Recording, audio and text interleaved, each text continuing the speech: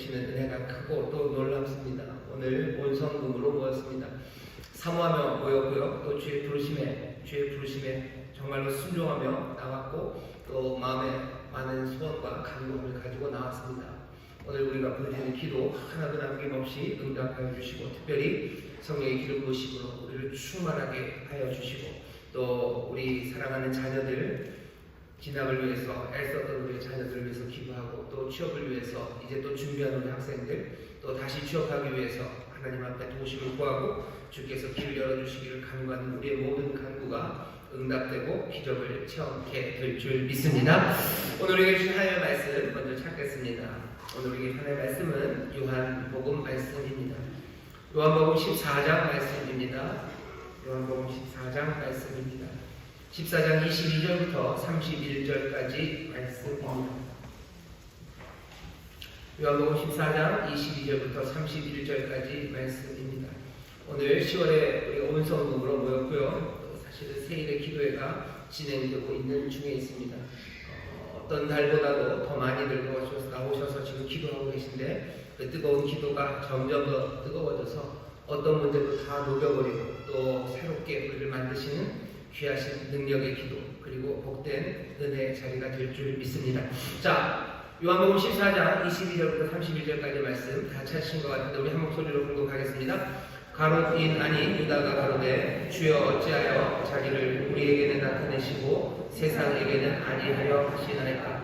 예수께서 대답하여 가라사대 사람이 나를 사랑하면 내 말을 지키리니 내 아버지께서 저를 사랑하실 것이요 우리가 저에게 와서 거처를 저와 함께 하리라. 나를 사랑하지 아니하는 자는 내 말을 지키지 아니하나니 너희의 듣는 말은 내 말이 아니요 나를 보내신 아버지의 말씀이니라. 내가 아직 너희와 함께 있어서 이 말을 너희에게 하였거니와 보혜사 곧 아버지께서 내 이름으로 보내실 성령 그가 너희에게 모든 것을 가르치시고 내가 너희에게 말한 모든 것을 생각나게 하시리라. 평안을 너희에게 끼치노니 곧 나의 평안을 너희에게 주노라. 내가 너희에게 주는 것은 세상이 주는 것 같지 아니하니라. 너희는 마음에 근심도 말고 두려워하지도 말라. 내가 갔다가 너희에게로 온다 하는 말을 너희가 들었나니 나를 사랑하였다면 나의 아버지께로 감을 기뻐하였으리라. 아버지는 나보다 크심이니라. 이제 일이 이루기 전에 너희에게 말한 것은 일이 이룰 때에 너희로 믿게 하려 함이라. 이후에는 내가 너희와 말을 많이 하지 아니하리니 이 세상 임금이 오겠습니다. 그러나 저는 내게 반대할 것이 없으니 오직 내가 아버지를 사랑하는 것과 아버지의 명하신 대로 행하는 것을 세상으로 알게 하려 함이오라. 일어나라 여기를 떠나자 하시니라. 아멘. 오늘 우리가 읽은 말씀 요한복음 14장 22절부터 31절까지의 말씀을 본문으로 오늘 설교 제목은 평안을 누리게 하시는 성령님이라는 제목으로 말씀을 나누려고 합니다. 평안을 누리게 하시는 성령님입니다. 왜 이 말씀을 우리가 좀 들어야 되나 생각 여러분들이 하실 수 있습니다. 왜냐하면 지금 우리가 평안을 누리기에 굉장히 힘든 시절들을 살아가고 있기 때문입니다. 평안을 누리게 하시는 성령님이셔. 오늘 본문에도 나오지만 예수님께서 우리에게 그렇게 얘기하시죠. 근심도 말고 두려워하지도 말라라고 하셔요. 근심할 것이 있고 또 두려워할 것이 있기 때문에 하시는 말씀이죠. 근심할 것도 없고 두려워할 것도 없으면 예수님이 우리에게 근심도 말고 두려워 말라도 말씀하지 않으실 겁니다. 오늘 이 밤에 여기 온성공으로 모인 이 전수복의 모든 성도들에게 예수님이 지금 같은 말씀을 하셔. 근심도 말고 두려워도 말라. 주께서 주시는 이 말씀을 여러분들 귀를 기울이시고 또 그 말씀 가운데 다시 한번 새 위로와 평강을 누리게 되시기를 주의 이름으로 축원합니다. 예수의 말씀 우리 서로에게 먼저 전했으면 좋겠습니다. 근심도 말고 두려워도 마십시오. 근심도 말고 두려워도 마십시오. 근심도 말고 두려워도 마십시오. 주님이 우리에게 주시는 말씀입니다. 오늘 근심 있는 사람들 있으실 거예요. 근심은 여러 가지 의미가 있지만 헬라어 뜻들을 보면 마음을 흔들어 놓는 겁니다. 마음이 흔들리는 거예요. 여러분들 마음이 흔들리는 경험들이 있을 겁니다. 내적으로 동요가 돼요. 여러 가지 것들이 우리의 마음을 흔듭니다. 뭐가 우리의 마음을 흔들죠? 내 삶에 있는 여러 가지 문제들이 내 안에 있는 마음들을 흔들어 놓습니다. 전에는 괜찮았어요. 그런데 갑자기 내가 병이 들면 내 마음이 흔들립니다. 아니, 전에도 여러 가지 문제 때문에 흔들렸겠지만 질병이라는 문제가 다가오면 더 흔들리기 시작하죠. 마음에 근심이 생깁니다. 내 삶에 가난이 찾아올 때 내 삶에 근심, 마음에 동요가 생깁니다. 전에도 여러 가지 문제 있었어요. 그래서 마음이 흔들렸지만 가난이라는 문제가 오히려 갑자기 찾아올 때가 있습니다. 그냥 전화 한 통이죠. 실직되었다는 전화 한 통, 아니면 문자 하나, 아니면 믿고 생각했던 계약 하나가 그냥 빵꾸가 났다는 이야기들, 그리고 갑자기 여러 가지 사정이 어려졌다는 소식 하나가 우리를 근심하게 마음을 흔들어 놓습니다. 용돈 받아서 쓰는 우리 대학생들, 아니면 용돈 받아서 쓰는 대학생은 없으시죠? 중학생들, 고등학생들, 가난의 문제와 별로 상관없다고 생각했는데 어느 날 갑자기 우리 아빠, 엄마 얼굴이 달라진 걸 보면서 마음을 흔들리기 시작하는 거죠. 근심이 우리에게 옵니다. 우리에게 닥치는 근심이 우리의 마음을 흔들어 놓기도 하고요. 사실은 우리에게 직접 오지는 않는 것들도 우리의 마음을 흔들어 놓습니다. 세상에서 일어나는 말도 안 되는 악한 일들을 보면 우리의 마음이 흔들리죠. 분노로 흔들리기도 하고요. 또 때로는 그것이 절망이 되기도 합니다. 여러 가지 정치적인 상황을 보면 분노하게 돼요. 하지만 또 조그만 시간이 지나면 절망하게 됩니다. 그러면서 마음이 흔들려요. 내게 닥친 문제, 아니 내게 아직 직접 오진 않았지만 세상에서 벌어지는 여러 가지 일들이 우리를 근심하게 합니다. 두려움이 또 우리에게 임하죠. 두려움이라는 건 겁에 질리게 만드는 거예요. 겁에 질려서 그냥 주저앉게 만들고 용기를 잃어버리게, 그냥 툭 하고 떨어지게 만드는 것이 두려움입니다. 주님 우리에게 두려워 말라고 하시는데 우리가 두려워하기 때문이죠. 우리를 무릎 꿇게 만들고 실망하게 만들고 그래서 용기를 잃게 만드는 게 얼마나 많은지 모릅니다. 우리를 근심하게 만들었던 거의 대부분은요, 우리를 두렵게 만듭니다. 질병이 우리를 근심하게 하나 시간이 지나면 두려워져요. 그냥 아래로 쭉 떨어지는 거죠. 용기를 잃어버리게 돼요. 내가 회복할 거라는 용기를 잃어버리게 되고요. 그리고 또 내 삶이 이전과 같지 않을 것 같다는 생각에 나는 어떤 것도 시도해보지 못하고 그냥 주저앉아버리게 됩니다. 가난의 문제가 그렇죠. 가난 어떻게 극복해보려고 하지만 내 마음의 근심에서 멈추지 않고 그것이 두려움이 됩니다. 내가 이전같이 살 수는 없을 것 같아요. 그리고 내가 뭔가 남들에게 복이 되고, 아니 남들이라고 말할 만큼 그렇게 멀리 갈 것도 없어요. 내가 내 자식들을 책임지지 못할 것 같고, 내가 내 딸, 내 아들, 내가 제대로 먹이고 입히지 못할 것 같고, 공부시키지 못할 것 같다는, 내가 그것을 하기 위해서 용기를 내고 싶지만 용기를 잃어버리게 만드는 것, 그것이 두려움입니다. 제가 몇 가지 이야기를 하겠지만 이것만 있는 건 아니에요. 정말로 다양하고 각양각색의 것들이 우리를 근심하게 만들어 흔들고 두려워 주저앉게 만드는 그런 세상을 삽니다. 오늘 우리가 읽은 요한복음 14장 22절부터 있는 말씀의 처음 시작이 가룟인 아닌 유다가 예수님에게 묻는 것으로부터 시작합니다. 가룟 유다 아니에요. 가룟 유다는 아니지만 다른 유다 하나가 제자 중에 있습니다. 그 제자가 예수님께 묻습니다. 이 제자는 당연히 근심과 두려움이 있습니다. 그냥 일반적인 늘 있었던 근심과 두려움에 더해서 예수 믿는 사람들은 사실은 근심과 두려움의 이유가 하나가 더 생겨요. 왜냐하면 우리가 믿고 소망하는 바가 세상보다 더 많기 때문입니다. 세상은 믿는 게 요만큼이라면요, 우리는 그거 말고 하나 더 믿는 게 있죠. 우리는 예수님을 믿어요. 주님을 믿고 의지하고 주께 소망을 둡니다. 그러니 사실은 세상보다 더 근심하고 두려워하고 그리고 실망할 가능성이 우리에게 하나 더 있는 겁니다. 가룟인 유다, 이 제자가 예수님에게 묻는 질문이 그런 거예요. 왜냐하면 예수님이 14장 시작하면, 아니 13장서부터입니다. 계속해서 가신대요. 계속해서 내가 간다. 내가 가는 데를 니들이 안다. 근심하지 말아라. 니들이 아니다. 근심하지 말아라. 도마가 묻는 거죠. 아니 뭔 소리를. 알긴 뭐랍니까? 어디로 가는지도 모르고 도대체 뭔 일이 일어나는지 우리는 모르겠습니다 하고 도마가 뭐라고 예수님에게 어필을 하기도 합니다. 제자들 사이에는 지금 그런 이상한 더 근심하고 더 두려운 일이 생기기 시작했어요. 안 그래도 이제껏도 두렵고 근심 많은 세상에 살아가며 믿고 의지했던 예수 그리스도의 내 사랑하는 주님이 이제는 가신다는 이야기가 이 사람들을 더 불안하고 힘들게 만듭니다. 간다시니 어쩔 줄을 몰라 하는 거야. 우리도 마찬가지입니다. 이 땅에 근심되고 두려운 일들 많지만 예수님 나와 함께 하신다면 괜찮을 텐데 예수님이 우리와 함께 하지 않는 것 같아요. 그러니 더 실망하는 겁니다. 예배 드릴 때 아니면 전에 몇 년 전에 부흥회 때는 예수님이 내가 믿음을 처음 가졌을 때 주님이 나와 함께 하셔서 근심과 두려움 많은 세상 그래도 좀 든든했어요. 하지만 요즘은 주님이 나와 함께 안 계신 것 같아요. 함께 계시지 않는 것 같고 조금은 떠나신 것 같으니 더 불안하고 더 염려가 됩니다. 가룟 아닌 유다가 묻는 거예요. 우리가 이렇게 물을 때가 있습니다. 예수님이 사라진 것 같고 예수님이 보이지 않는 것 같고 내가 주님이 내 목자라고 고백하며 살았지만 이 근심 많고 두려움 많은 세상에서 주님이 보이지 않을 때 어쩌면 더 간절하게 아니 어쩌면 마음에 갈팡질팡하며 주님께 묻습니다.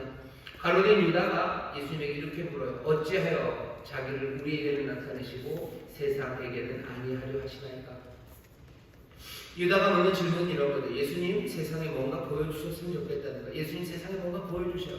뭐 가기는 가시더라도 예수님 가긴 가시더라도 예수님 뭔가 확 보여주고 가시면 그 영향력이 남겠죠. 그러니 나중에라도 예수의 사람들 우리를 향해서 세상에 함부로 못할 것 같은 거예요.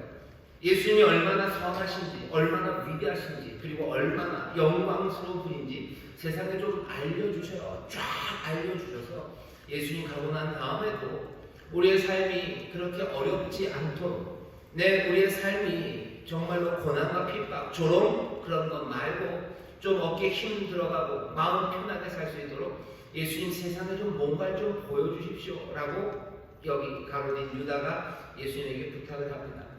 우리가 예수님에게 하는 것과 좀 비슷해요. 예수 믿는 사람들 예수님이 세상에 뭔가를 좀 보여주셨으면 좋겠어요. 예수님 세상에 뭔가를 보여주실 때 뭐 대단한 능력, 푸틴이 핵미사일 쏜다고 그러고 김정은이 미사일 날리는 것 그것과 비교할 수 없는 예수님의 능력을 세상에 좀 확 한번 보여주시면 그러면 우리도 근심할 일 좀 없어질 것 같고 두려울 일도 좀 없어질 것 같고 예수의 사람으로 살아간다고 예수 믿는다고 하면서 조롱과 핍박 그런 것도 없을 것 같고 내가 용기를 잃지도 않을 것 같고 내 마음이 흔들리지도 않을 것 같고 세상도 나를 흔들리지 않을 것 같고 흔들지 않을 것 같고 세상도 나를 누르지 않을 것 같은 거예요. 예수님 세상에 뭔가 좀 보여주십시오 라고 가룟 아닌 유다가 예수님에게 말씀합니다. 그러면 세상이 예수님에게 홀딱 넘어오고 우리도 좀 편하게 살 수 있을 텐데 왜 세상에 보이지 않으십니까? 라는 이 질문에 예수님이 대답하십니다. 23절입니다. 예수께서 대답하여 가라사대 사람이 나를 사랑하면 내 말을 지키리니 내 아버지께서 저를 사랑하실 것이요 우리가 저에게 와서 거처를 저와 함께 하리라. 22절의 질문과 23절의 대답이 뭐가 핀트가 안 맞습니다. 예수님 지금 뭔가 동문서답하시는 것 같아요. 좀 세상에 당신이 좀 보이시라고 얘기하는데 갑자기 뭐 얘기하는 거예요? 내 말을 지켜라 라는 얘기하고 우리가 너와 함께 거처를 하겠다. 너와 함께 살겠다 라는 이야기 하셔요. 뭐가 맞지 않는 것 같죠? 원래는 대답이 이렇게 와야 되는 것 아닙니까? 사실은 가룟 아닌 유다가 묻는 질문에 앞에 요한복음이 다 대답을 이미 해놨습니다. 예수님 세상에 뭐 좀 보여주세요 하는 것에 대한 요한복음의 대답은요 뭡니까? 이미 보여주셨다는 거죠. 이미 알려주셨어요. 말씀이 육신이 되어 우리 가운데 오신 분입니다. 그분은 세상에 계셨던 분이에요. 이미 세상에 계셨어요. 그리고 오히려 그 세상이 다 예수님의 말씀, 그 말씀에 의해서 만들어졌지만 세상이 그를 알지 못한 겁니다. 그분이 세상에 오셨을 때, 빛으로 오셨을 때 그 오심은 세상을 구원하시려고 사랑으로까지 오셨어요. 그 빛이 오셨지만 그 어둠, 그 세상은 그 빛을 영접하지 않은 거죠. 영접하지 않은 거고 밀어낸 겁니다. 그러니 세상은 어둠의 장소예요. 그리고 동시에 제자들이 머물러야 되는 그 장소, 그 세상은 이미 주님을 보았습니다. 예수님이 세상에 자기를 왜 안 알리셨어요? 알리셨습니다. 그러나 세상이 미워하고 적대할 뿐이었어요. 예수님이 이미 세상에 자기를 다 알리셨어요. 덜 보이셨어요? 아니, 덜 보이신 것 없어요. 말씀이 육신이 되어 우리 가운데 거하셨고 우리가 그 영광을 보니 아버지의 독생자의 영광이요 은혜와 진리가 충만한 그 빛이, 그 은혜가, 진리가 이 땅에 한 올도 가리는 것 없이 그대로 이 땅에 임했습니다. 영광으로 임하셨고요. 그리고 그 영광을 나타내신 분이 주님이셔요. 세상이 보지 못했을 뿐입니다. 예수님이 이 유다에게 지금 대답하는 건 뭐예요? 유다야, 유다야, 세상에 보이지 않는 건 아니다 라고 얘기하셔야 되는 게 맞아요. 정말로 예수님 세상에서 가리신 것 없습니다. 이미 세상에 보이셨어요. 하지만 세상이 영접하지 않고 미워할 뿐입니다. 예수님께서 세상에 뭔가 좀 더 하실 거라고 우리도 기대합니다. 그러면 우리의 삶에 근심과 그리고 우리의 삶에 두려움이 없을 것 같지만 아니, 예수님이 더 하실 일 없어요. 이미 몽땅 다 보여주셔서 충분하게 근심과 두려움 없이 살만한 놀라우신 은혜와 그 길을, 빛을 우리에게 이미 주셨습니다.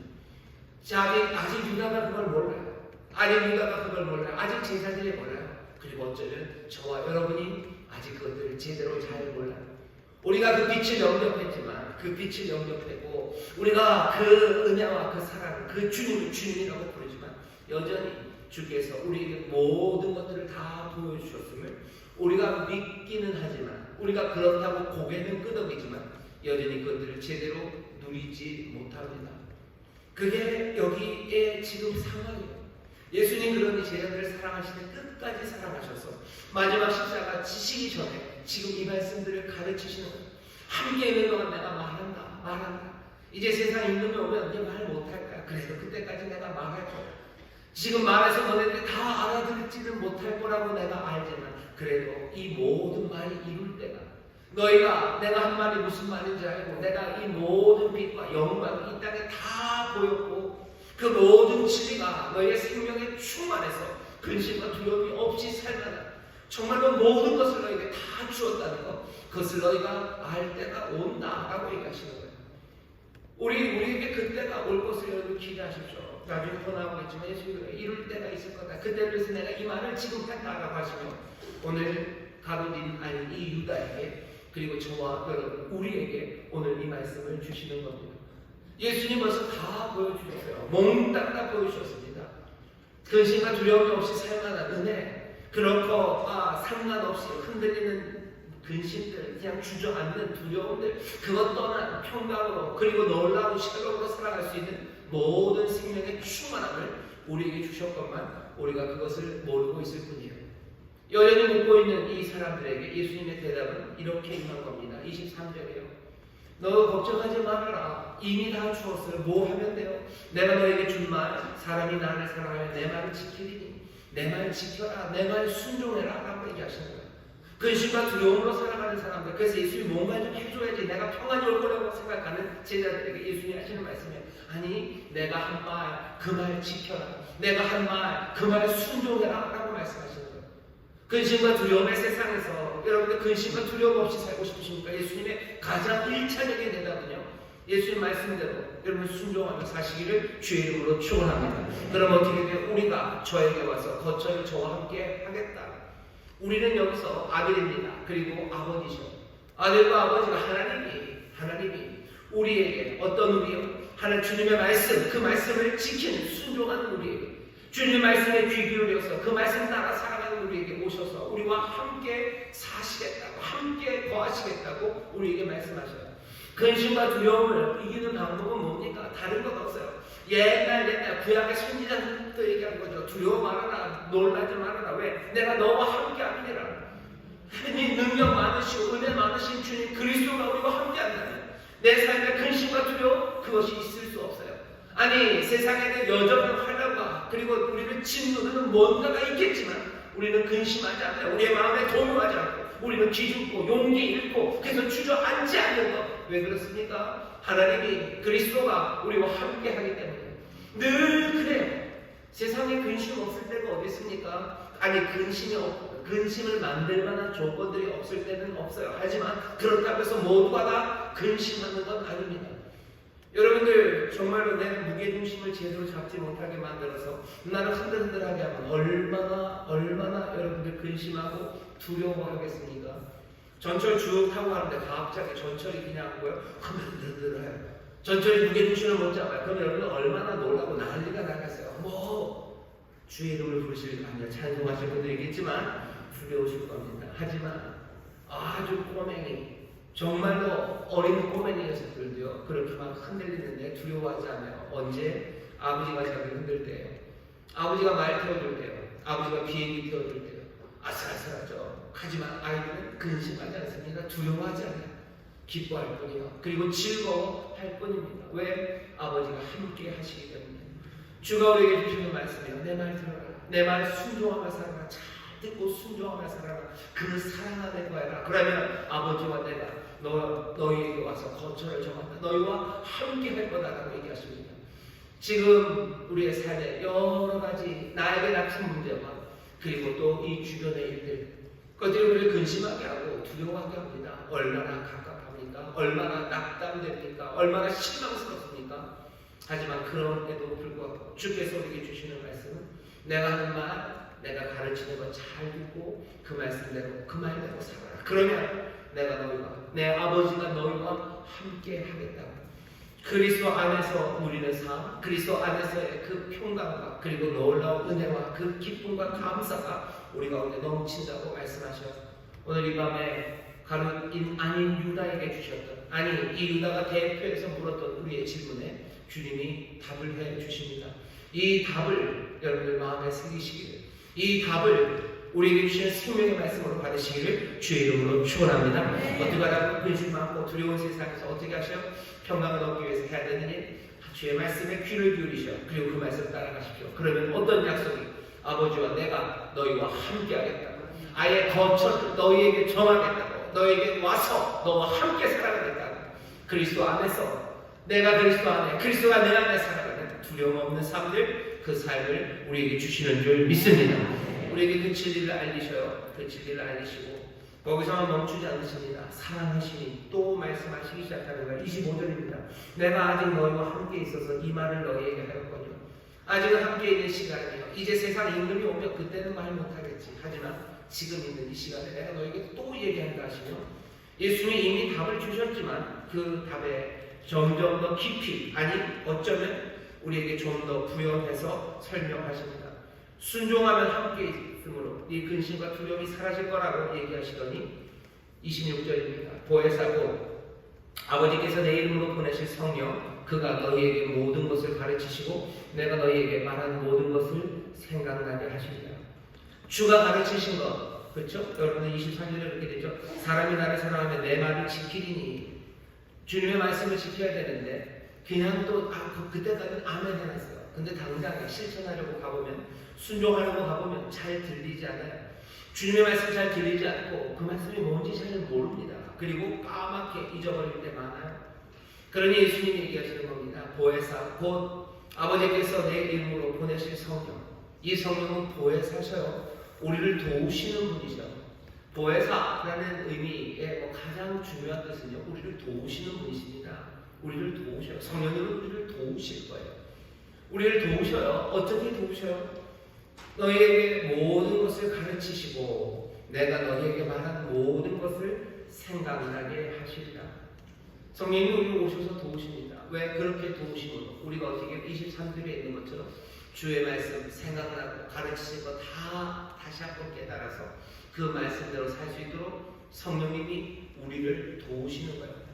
그러면 성령이 우리를 도우시면 우리는 주의 말씀이 생각납니다. 언제 생각날까? 언제 생각나요? 어쩌면 두려움과 근심의 그 시간에 주님의 말씀이 생각나요. 내가 주가 내게 가르치셨던 것들, 그런 것들을 다시 한번 성령이 가르치십니다.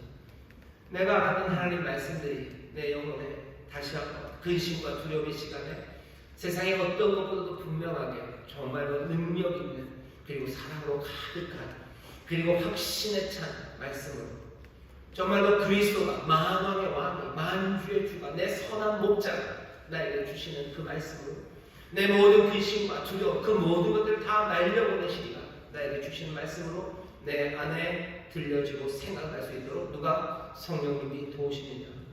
우리의 인생 가운데 들려지는 말씀들이 있어요. 어떤 말씀이 올지는 몰라요. 성령님 자유하셔요. 바람이십니다.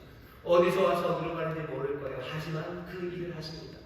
어디서 불쑥 튀어나오는 말씀이에요. 누군가에게 항상 근심과 두려움의 시간에 떠오르는 말씀이 있을 수도 있고, 어떤 분들에게는 근심과 두려움의 시간에 어쩌면 전혀 생각하지도 못했던 말씀들이 내 안에 떠오를 때도 있어요. 어쩌면 대초에 하나님 천지를 창조하신다 하는 그 말씀 하나가 정말로 두려워 떨고 있는 우리에게, 어쩌면 나에게 그 말씀 하나가 그냥 바뀌었어요. 내 근심, 흔들림이 멈추기 시작하고 내가 든든하게 믿음의 반석에 서서 수렁에 빠졌던 그 사람이 크고 널찍한 반석 위에 서게 하시고 정말로 두려움으로 주저앉았던 그 사람에게 새 용기가 일어나서 하야할 일들과 내가 걸어가야 될 그 길들을 분명히 바라보며 기쁨으로 달려가게 하시는 말씀들, 그 말씀들이, 그 음성들이 우리 가운데 나타나고 또 생각나도록 성령님이 우리를 도우십니다. 주님이 나에게 말씀하시는 것들이 그게 들려요. 그게 주님이 약속하시고 주님 신실하십니다. 주님 신실하시고 오신 보혜사 우리 가운데 함께 하시니 여러분들 이 은혜를 그리고 이 인도하심을 놓치지 마시기를 주의 이름으로 축원합니다. 이거 사모하시라. 성령님이 나에게 가르치실 거라고 기대하시고 나에게 가르치실 거예요. 언제 특별히 근심과 두려움의 시간, 지금 이 시대가 2022년 가을이 우리를 흔들어 놓고 우리를 주저앉게 하는 시대라면 바로 이때가 성령님 역사하셔서 우리로 하여금 주의 음성, 주가 가르치신 것, 말씀하시는 것 생각나게 하고 가르치시는 바로 그런 시간이 될 겁니다. 이전까지는 그런 일이 없었는데요. 아니 지금이 은혜의 때요. 지금이 구원의 날입니다. 왜? 흔들리는 이 시간, 우리를 주저앉히는 두려움의 시간이기 때문에 성령님 역사하셔서 우리에게 말씀하실 것 여러분 기대하시고 사모하시고 놓치지 마시기를 주의 이름으로 축원합니다. 주님이 우리에게 주시는 은혜예요. 주님이 우리에게 주시는 선물이에요. 이 두려움의 시간에 답이 없습니다. 아니 있습니다. 순종하고 그 말씀대로 살아라. 그럼 너무 함께 한다 라고 이미 답을 주셨어요. 하지만 예수님 너무 친절하셔요. 우리 연약함을 아셔요. 그러니 돕는 분을 보내신 거예요. 여러분들 수학 문제 푸는데 사실은 공식 하나로 다 풀리는 겁니다. 진짜 머리 좋고 수학 잘하는 녀석들은요 그냥 뭐 원의 공식 하나 그거 있으면 원에 관한 모든 문제를 다 풀어요. 아니 그 공식 하나면 뭐 2차 함수 다 풀어낼 수 있어요. 근데 저 여러분은 안 돼요. 돕는 사람 필요합니다. 홍성대 선생님 필요하고 뒤에 무슨 여러 가지 예제 필요하고 연습 문제 필요하고 뭐 답안지 필요하고 선생님 필요하고 그래야 풀어가는 거죠. 예수님의 가르침은 분명해요. 이것이 분명히 길입니다. 주가 이미 다 충분히 말씀하셨고 가르치셨어요. 우리가 잘 듣고 그래도 순종하면 돼요. 그러면 주님과 함께 하나님과 함께 살아가는 삶이 될 거예요. 하지만 그것만 가지고 살아가기에 우리는 너무 무지하고 연약하고 그리고 또 세상은 너무 험합니다. 감당할 수 없는 아픔들과 근심으로 우리를 흔들어 놓으니 들리지 않는 거예요. 내 마음의 근심으로 흔들리고 내가 두려움으로 주저앉으면 들리지 않아요. 보이지 않아요. 그러니 누가 돕는 이가 보혜사가 우리를 긍휼히 여기시는 은혜의 성령님 우리를 긍휼히 여기시고 자비하게 여기셔서 이 성령을 보내시는 그 놀라우신 주님과 아버지의 사랑이 우리를 이 생명의 길로 근심과 두려움이 없는 길로 갈 수 있도록 성령을 우리에게 보내셔서 그 귀한 생명을 그 삶을 누리게 하시는 줄 믿습니다. 우리에게 은혜예요. 생명의 길에 대한 답을 주신 건 은혜예요. 보혜사 성령님 우리에게 주신 건 은혜입니다. 예수 그리스도가 우리에게 오신 건 은혜예요. 성령님 우리와 함께 하시는 것 이거 아버지가 우리를 사랑하셔서 주시는 은혜입니다. 주님 사랑하시는 그러니 예수님 사랑하시는 성령님 사랑하시는 예수님 사모하시는 여러분 성령님 사모하십시오. 성령님 내게 가르쳐 주시는 사모하셔요. 내게 주님 말하시고 기억나게 해달라고 사모하시고 간절히 그 돕는 분들 붙잡으시기를 주의 이름으로 축원합니다. 성령님 그 일을 하시겠다. 그 일을 하신다. 한다. 예수님 그렇게 얘기하셔요. 그리고 뭐라고 얘기하셔요? 평안을 너희에게 끼치노니 곧 나의 평안을 너희에게 주노라. 얘기하시는데 이제 좀 더 직접적으로 얘기하시죠. 가룟인 아닌 유다가 물었던 그 질문의 중심, 그 중심으로 가는 거야. 유다야 네가 근심되고 네가 두려워서 묻는 것 아니냐? 네가 평강을 누리기 위해서 그런 것 아니냐? 네 평강을 누리기 위해서 내가 세상에 뭔가를 해주네. 그러면 평강? 아니 그거 아니고 내 말에 순종하면 내가 너희와 함께하니 함께하는 그 안에서 주 안에서 누리는 그 평안이 그것이 참되다다 라고 가르치셨어요. 그게 어떻게 가야 되는지 성령이 돕는 자가 너에게 오셔서 가르쳐 주실 거다라고 얘기하셔요. 그리고 다시 한번 예수님께서 자기가 주실 것을 명확히 하십니다. 내가 너에게 평안을 끼친다라고 되어 있습니다. 평안을 준다는 이야기 뒤쪽에 있어요. 먼저는 끼친다라고 되어 있습니다. 평안을 끼친다는 얘기는 남겨놓는다는 이야기예요. 내가 내 평안을 남겨놓겠다. 내가 내 평안을 남겨놓겠다. 아마 유산처럼 가는 사람이 남겨놓는 건 유산입니다. 그 유산은 어떻게 되는데요? 남아있는 사람이 그것을 가지면 돼요. 내 평안을 내게 남겨둔다. 내 평안을 그렇게 주겠다라고 얘기하셔요. 이 말씀이 중요한 건 예수님이 우리의 마음을 조종하겠다고 하시는 거 아니에요. 네가 어떤 일을 당하는지 네가 평안을 누리도록 내가 네 마음을 조종해주마 내 평안을 니들이 가져가라고 얘기합니다.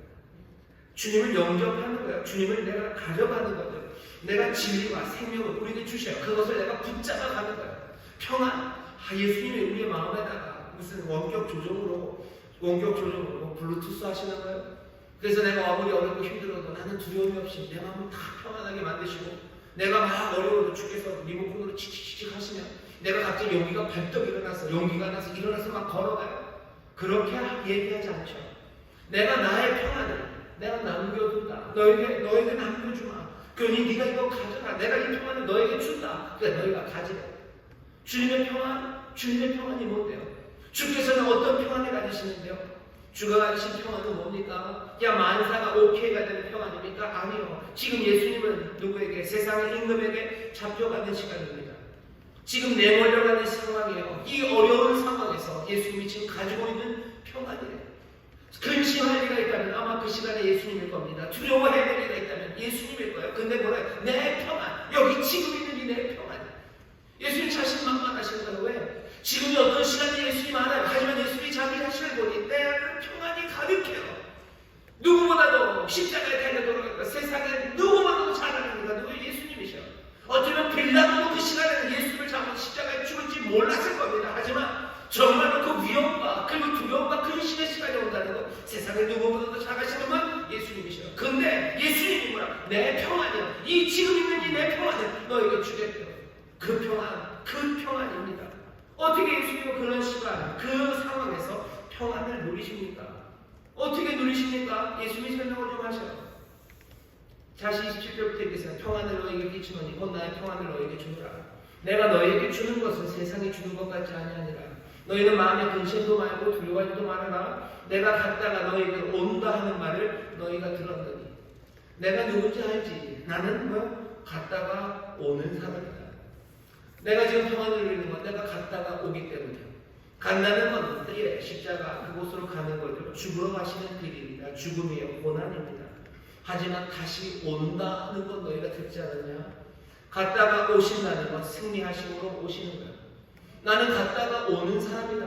나는 가는 사람이에요. 나는 오는 사람이에요. 처음에는 또 어떻게 하셨어요? 처음에 이 땅에 오셨던 분이에요. 오셨다가 가셨다가 또 오실 겁니다. 세상으로 오셨다가 또 이 세상에서 하늘로 올라가셨다가 또 다시 오실 겁니다. 모든 순환과 그리고 그 승리의 삶이 예수 그리스도 여기 계신 이분의 삶이에요. 예수님은 그 삶을 뭐라고 하셔요? 영광이라고 하셔요.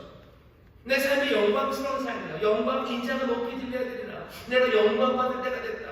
예수의 영광은 뭡니까? 세상에 오고 가는 삶이 그 영광이에요. 그 오고 감이 방황이 아니라 근심과 두려움 가운데 그냥 떨면서 어쩔 줄 모르는 삶이 아니라 그 오고 가는 모든 일들이 정말로 하나님 아버지의 뜻을 이루기 위해서, 보내신 분의 뜻을 완수하기 위해서 다 이루시고 또 가서 돌아가시고 그래서 올라가셨다가 또 사랑으로 내려오시는 그 삶, 그 영광의 삶이 나다는 거예요. 예수님은 그래서 평안을 누리십니다. 나는 누구? 나는 왔다가 가는 사람, 나는 갔다가 올 사람이야. 나는 영광의 사람이에요. 그러니 나는 그 평안이 나에게 있답니다. 여러분 이 삶을 잘 보셔요. 영광의 삶으로 왔다 갔다 합니다. 어디를 세상을 뚫고 지나갑니다. 세상을 뚫고 내려오셨어요. 세상 가운데로 내려오시고 이 세상 가운데서 높이 들으신 분이셔요. 그리고 다시 이 세상 가운데로 오시는 분이십니다. 영광의 삶은 뭡니까? 그 세상을 뚫고 지나가는 가운데 정말로 방황하고 허무 가운데 지나가는 게 아니에요. 어차피 던져졌어요? 아니, 아버지가 보내셔서 오신 거예요. 아버지가 보내셔서 왔어요. 아버지에게서 들은 말을 해요. 아버지로부터 본 것들을 말하시는 분이셔요. 그 삶 전체가 하나님 아버지의 선하신 뜻, 그 사랑과 그 구원과 그 은혜의 일을 이루기 위해서 세상을 뚫고 지나가는 삶, 그것이 예수님의 삶이었습니다. 예수님은 그러면서 얘기하시는 거예요. 이 삶이 나에게 지금 가지는 이 평강을 내가 너에게 남겨주겠다. 너희가 세상을, 우리도 세상을 살아갈 겁니다. 우리가 세상을 살아갈 때 이 세상을 뚫고 지나가는 왔다 갔다 하는 이 삶이 정말로 영광의 삶이 될 것을 기대하시는 너희가 이 영광에 참여할 거예요. 어떻게? 너희도 아버지의 뜻, 아니 나를 통해서 확인된 아버지의 뜻, 그러니 결국은 아버지의 뜻, 나의 뜻, 아까 23절에 13절에서 얘기했죠. 내가 가르친 바 그 보이는 그 바를 네가 듣고 순종하며 그렇게 걷기 시작하면 세상을 그렇게 지나갈 때, 세상을 그렇게 뚫고 지나갈 때 그 근심과 두려움을 가지고 있는 온갖 박해와 그리고 어려움과 질병과 가난 그것들을 그 뜻 따라 하나하나 지나가기 시작할 때 거기에서 누리는 그 평안, 나의 평안, 이 평안을 너에게 준대요. 이 평안은 세상처럼 흔들리는 평안 아닙니다. 이것들은 사라지는 평안 아닙니다. 이건 영원한 평안이에요. 이 평안을 우리에게 남겨주시고 이 평안을 우리에게 지금 주시겠답니다. 세상의 문제를 피해가는 거 아니고 세상의 문제 없애가는 것 아니고 그 가운데를 지나가는 것. 가난의 문제로 우리에게 닥쳤을 때 근심과 두려움이 생깁니다. 주님께서 하시기를 그 가난과 두려움을 싹 다 없애버리시겠다고? 아니, 그렇게 하지 않으셨어요. 그 가난과 두려움을 어떻게 지나가요? 왔다가 가시는 분처럼 지나가는 것. 그 가난과 어려움 가운데서도 아버지의 뜻, 그 뜻대로 주가 나에게 가르치신 그대로 그 세상을 내가 뚫고 지나가는 겁니다. 내가 가난해도 사랑하면서 가는 거예요. 내가 가난해도 소망으로 걸어가는 거예요. 내가 가난해도 진리 가운데 서서 걸어가는 거예요. 그 가운데 누리는 평안이에요. 그리고 그 가운데 누리는 기쁨입니다. 그 기쁨을 주께서, 그 평안을 주께서 이게 내 평안이다. 이건 세상이 주는 것 아니다. 왜 이 평안을 누릴 수 있어요? 하나님이 내 아버지가 나보다 크시기 때문에, 주가 우리의 주님이 세상보다 크시기 때문에, 우리가 주를 믿고 하나님을 믿기 때문에 아버지의 그 뜻대로 세상을 뚫고 지나가는 것이, 그것이 참된 승리고 참된 평강이고 참된 기쁨임을 우리가 믿기 때문입니다. 믿음으로 세상을 질병 우리를 근심과 그리고 온갖 두려움으로 싸놓습니다. 그 질병을 하나님 싸고, 아니 평강은 어떻게 거기에서 왔다 지나가는 것. 질병 가운데도 주를 향한 감사합니다. 질병 가운데도 서로를 향한 원망과 그리고 서로를 향한 불평이 아니라 질병 가운데도 하나님의 감사합니다. 질병 가운데도 내가 마땅히 해야 될 일을 감당하기 위해서 일어서는 거예요. 그럴 수 있는 건 뭐예요? 아버지가 나보다 크시기 때문이에요. 주가 내 생명의 주인이심을 내가 믿기 때문이에요. 그 가운데 누리는 기쁨과 그 평강은 세상에 줄 수 있는 것 아니고 오직 주님이 지금 누리고 계시는 그 평강입니다. 주께서 그 평강을 우리에게 주시겠대요. 그리고 그 평강을 누리라고 말씀하십니다. 말씀은 이러면도 분명해져. 근심과 두려움의 세상에서 어떻게 살아야 되겠구나. 주님이 우리에게 인도하시는 길이 그거구나. 이제 이 이루기 전에 29절입니다. 너희에게 말한 것은 이 일이 이룰 때 너희가 믿게 하렵니다. 이 일이 이룰 때예요. 아직은 아닐지도 몰라요. 하지만 이 일이 이룰 때, 어쩌면 어떤 때입니까? 주께서 오고 가시는 때일 수 있어요. 그리고 또 동시에 보혜사 성령님, 너희를 도우시는 이가 너희를 가르치실 때, 성령이 너에게 오셔서 너희들 이것들 깨닫게 하실 때, 내 말한 이 모든 것들을 너희로 믿게 하려 합니다. 그때는 이 말씀을 믿을 수 있어요.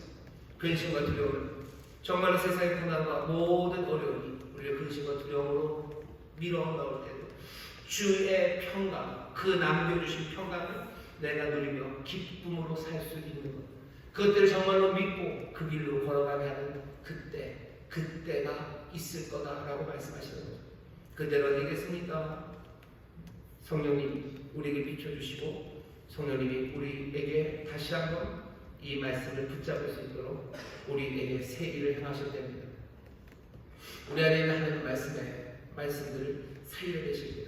내가 알고 있는 예수님에 대한 내 아름다운 은혜의 기억들과 주가 우리에게 주셨던 하나님의 귀하신 말씀들, 하나님의 말씀들, 여기 적혀있는 이 말씀들, 아니면 내가 받았던 은혜들, 그것들을 살려 일으키실 때입니다. 불씨를 살려 일으켜. 뭐가 그래요? 불이 그러죠. 불이 후 붙어서, 그리고 바람이 불씨를 일으키듯이 우리에게 그 믿음을 일으키실 때예요. 새로운 싹들을 내시기 위해서 봄바람이 땅을 들어 올리고, 그리고 새 생명의 기운을 불어넣으실 때예요. 성령이 불로 그리고 바람으로 우리 가운데 임하셔서 오히려 이 믿음을 이룰 그때를 우리에게 가져다 주십니다. 예수님 그러시면서 뭐라고 하세요? 이룰 때가 있을 거다.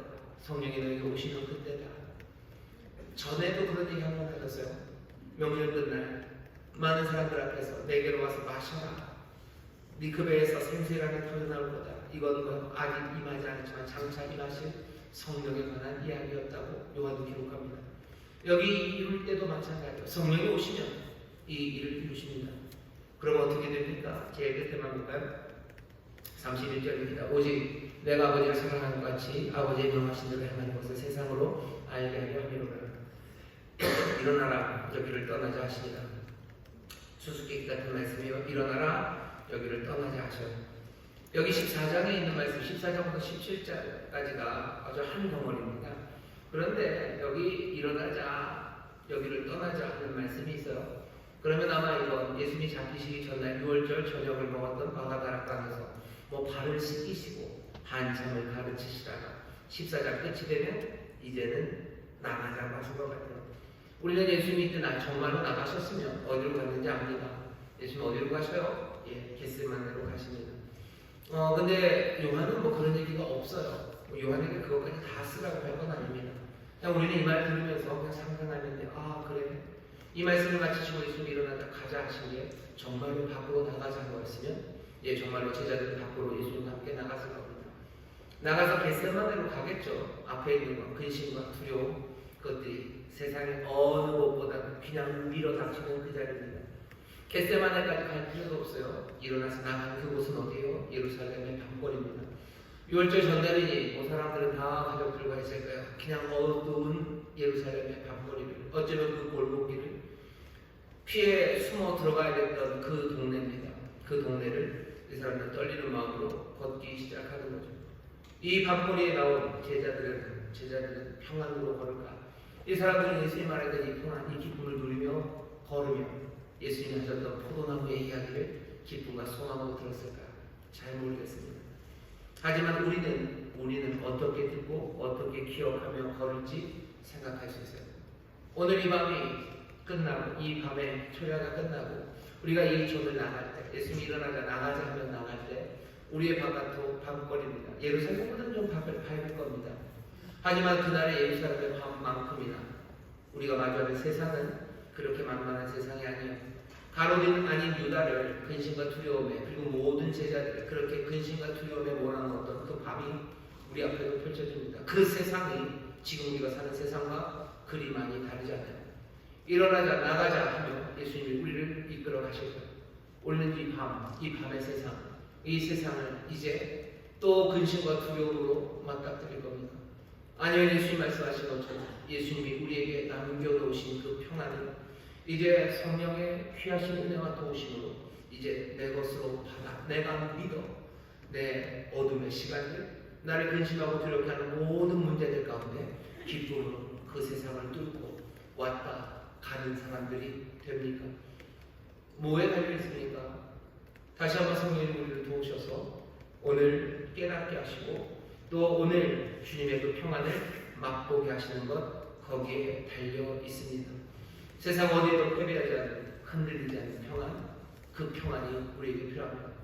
예수님 세상을 정리하셔서 그것을 주시지 않나요? 오늘 그 평안을 우리에게 남겨주시고 그것들을 붙잡으라고 하셔요. 성령님 보혜사 우리를 도우시니까 우리에게 그 말씀 생각하게 하셔서 정말로 그 이룰 때 이것들을 믿고 누리게 하신다고 하십니다. 평안을 누리게 하시는 성령님 오늘 우리로 하여금 주님의 가르침 기억나게 하시고 우리의 불씨를 일으켜 세우셔서 이 불안하고 그리고 어려운 두려운 시절에 주가 우리에게 남기신 그 평안 주의 평안을 누리게 하시라고 여러분 기도해 주십시오. 오늘 설교의 제목입니다. 평안을 누리게 하시는 성령님. 평안을 누리게 하시는 성령님 기도하셔요. 오늘 주님의 평안을 맛보게 하여 주옵시고 주님의 평안을 내가 믿고 의지하고 붙잡게 하여 주옵소서. 여기서부터 시작해요. 평안이 뭘까? 그 영광의 삶을 살아가는 이들이 누리는 평안입니다. 세상을 정말로 갔다 오는 사람, 뚫고 지나는 사람, 하나님의 뜻대로 들을 그대로 순종하며 걷는 사람, 그 사람이 누리는 평안, 그 평안을 우리가 오늘 밤 굳게 붙잡고 믿어야 됩니다. 이 일이 우리 가운데 성령의 도우심으로 있어야 돼요. 그것 하나에서 끝나지 않기를 원합니다. 바라는 것도 뭐예요? 깨달아 알아야 돼요. 그 다음에 깨달아 알았으니 그 평안을 오늘 맛보고 누리기를 원합니다.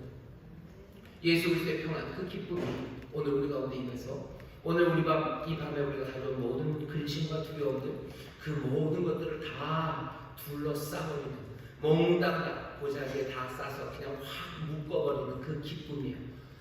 생명이 죽음을 그냥 뒤집어 싼다고 얘기하죠. 그 놀라운 평강, 근심과 두려움을 다 싸버리는 그 평강과 기쁨을 오늘 맛보기를 바랍니다. 또 성령님께서 우리로 하여금 정말로 이 기쁨 가운데 걸어나갈 수 있는 힘과 용기를 주시기를 기도합시다. 억지로 일이 이루어집니까? 아니요, 그렇진 않을 겁니다. 이룰 때가 있다고 하셨어요. 하지만 오늘이 그날이기를 우리는 간절히 사모합니다. 왜 오늘 우리가 근심이 많고 오늘 우리가 두렵고 오늘 밤이 어떤 밤보다 더 어둡기 때문입니다. 오늘이 그때 주여, 오늘이 성령이 내 안에 하나님의 말씀과 주의 말씀의 불씨를 살려 일으키시는 날이 되어 나가야 주의 평강, 그리고 주가 주시는 평강을 누리는 그 길을 걸어가는 새로운 결단이, 또 오늘 그 기쁨과 평강을 맛보는 날 되기를 간절히 사모하고 기도할 때 은혜로 우리에게 주신 것, 은혜로 이 말씀을 주신 은혜의 주님이 간절히 사모하는 자들에게 그것들을 감추시고 뒤로 빼시지 않으시고 간절히 부르짖고 구하는 이들에게 오늘 이 집에 구원이 임하였다라고 말씀하시는 것처럼 오늘 이전에 우리 사랑하는 성도들이 함께 모여 성령의 충만하고 평강을 누리게 하시는 성도님을 부르짖어 찾으며 사모하며 환영할 때 주께서 은혜로 우리를 채우시고 성령님 우리 가운데 새 일을 행하여 주실 줄 믿습니다. 믿음으로 기도하셔서 그 평안 맛보시기를 주의 이름으로 축원합니다. 성령님의 가르치시고 또 불붙게 하시는 그 놀라운 은혜가 오늘 이 밤 우리 가운데 임할 줄 믿습니다. 기도하겠습니다. 하나님 감사합니다. 우리에게 평안이 필요합니다. 주여, 평안이 어떻게 우리에게 임하는지 주가 우리에게 모두 다 대답하십니다. 그래도 믿지 못하나 아버지 하나님 이룰 때 우리가 믿게 하시어 이 말씀 주셨는데 기도합니다. 아버지 하나님 사모합니다. 오늘 이 밤이 정말로 약속하시고 가르치셨던 모든 말씀이 이루어지는 때가 되기를 원하오니 성령님 우리 가운데 임하셔서 우리 주님의 평안을 맛보게 하여 주옵시고 성령님 우리 가운데 임하시사 가르치시고 생각나게 하여 주시옵소서. 오늘 주여 우리의 가운데 새 깨달음과 아버지의 불붙는 말씀을 주실 줄 믿습니다. 주여 오늘 세상에 줄 수 없는 평안을 맛보게 하실 줄 믿습니다. 세상에 줄 수 없는 기쁨을 우리에게 주실 줄 믿사오니 사모하는 자들에게 넘치게 하여 주시옵소서. 기도하는 자들이 아버지 받아들이게 하실 줄 믿사오니 하늘 문을 여시고 불붙듯이 부어 주시옵소서. 성령님 우리 가운데 역사하여 주시옵소서. 감사드리며 예수님 이름으로 축복하며 기도하옵나이다. 아멘.